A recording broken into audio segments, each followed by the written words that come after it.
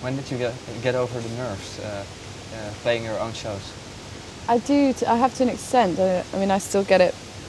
I still get the wobbles every now and again. But I found a way that works for me, which is just concentrating on the songs at all times. And sometimes, if I'm not nervous, then I'll be able to interact with the audience, which is nice. But unfortunately, most of the time, I'm either staring at the ground or the ceiling and hoping I don't fall over.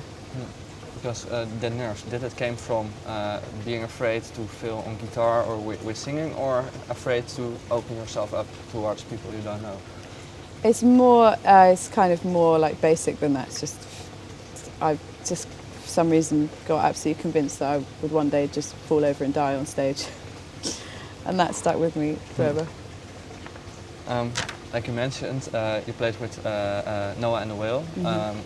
But with your previous album, you also recorded with Marcus Mumford. Are there any guest appearances on this new album? Or?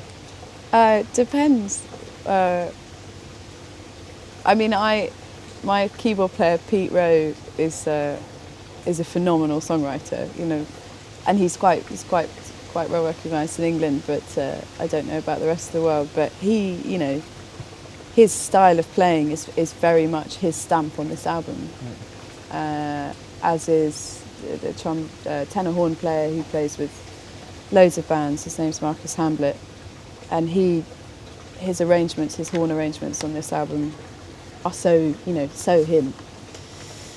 And the whole, I mean, I think the whole of the band are worthy of note, you know, but I don't know. Are there specific people you would like to work with in the future? No.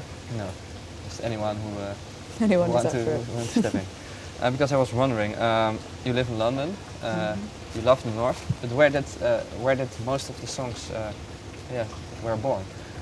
Where did I write them? Yeah. Quite boringly, probably all in my flat in London. What does that with a song? Being in a city, in a flat, do you have to dig deep to get the inspiration in such an environment? I never dig deep. I think you'd be able to tell if I tried. I'm always playing guitar. Sometimes a song gets written, sometimes it doesn't. It's not really any more romantic than that. Is there a selection process at the end, like you wrote a bunch of songs and then deciding which one to put in the album? Or was it just writing 12, 13 songs? That's okay. It's 12 songs were written for this album, 2 of which didn't make it on. But it felt to me that those were the songs that were to be this album. You know, I didn't write any more. Are you critical about your own work, or is it easy to let go when a song is finished? I think I can tell when a song is good or bad. And do people in your environment agree with that, or sometimes? Don't you communicate with them about the songs? Or? I don't ask them too much.